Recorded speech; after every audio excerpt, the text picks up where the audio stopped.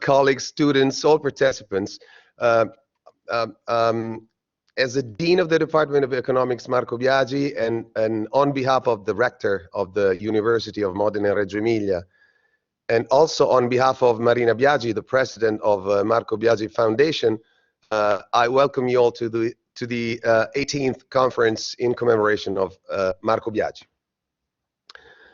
Just a few introductory words before leaving the floor to the session and the work we will be doing. So we are living a time in which the weak, the employed worker, seems to be getting stronger, and the strong, the self-employed worker, seems to be getting weaker.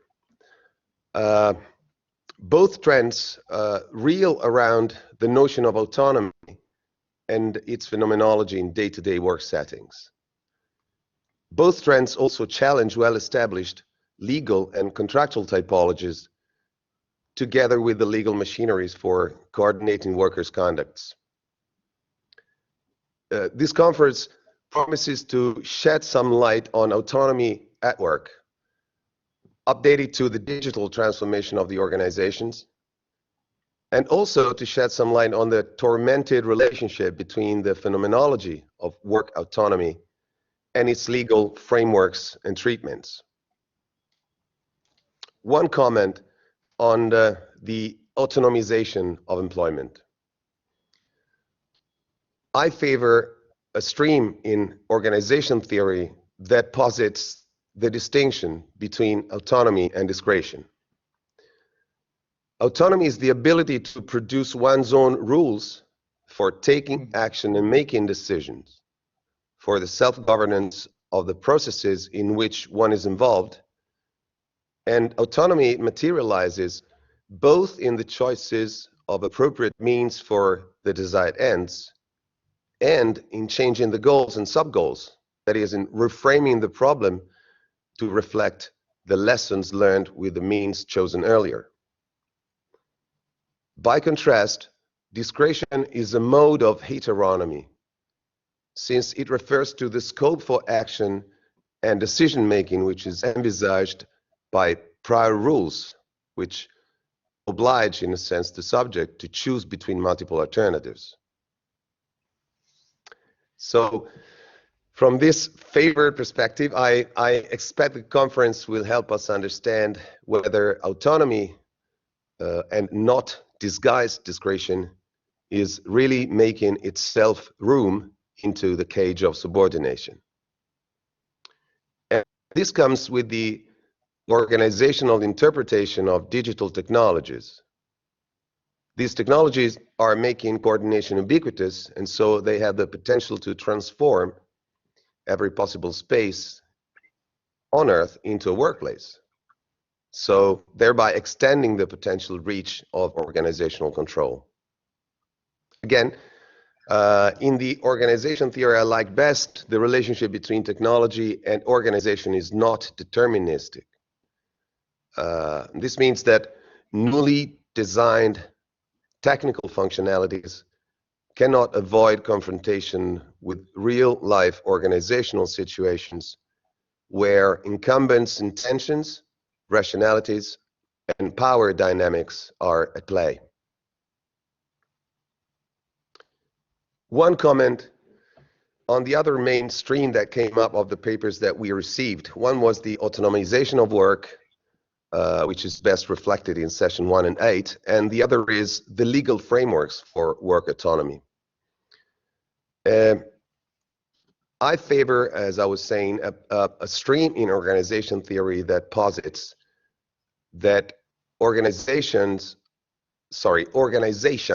always and inevitably poses constraints on the individual.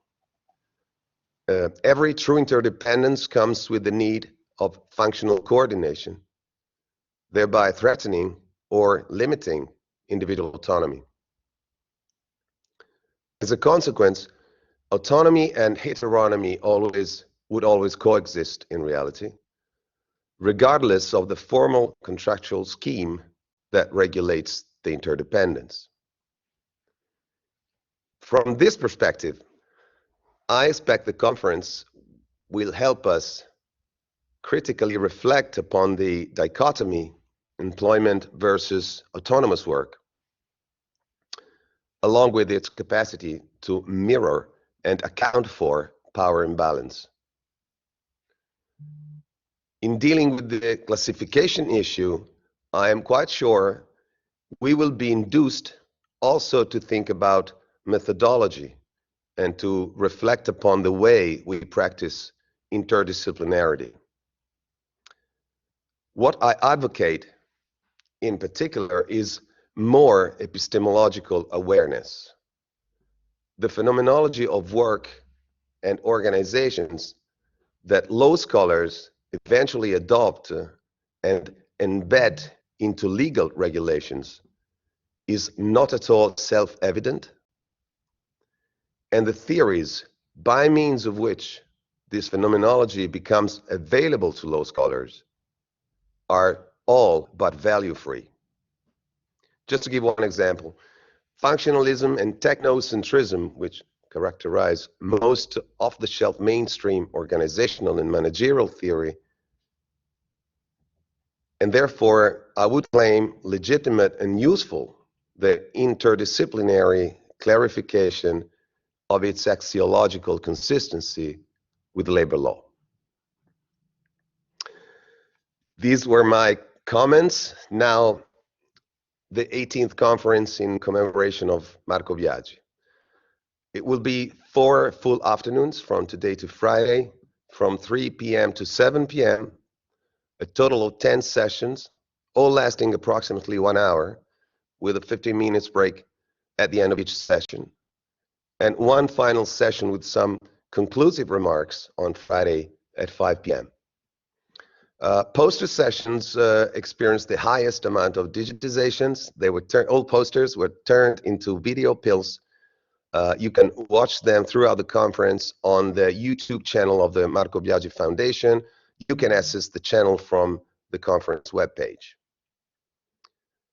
Again, thank you to all participants, all the authors, the speakers, the chairman. Thank you everybody in the backstage at Marco Biagi Foundation. Hope you enjoy the conference.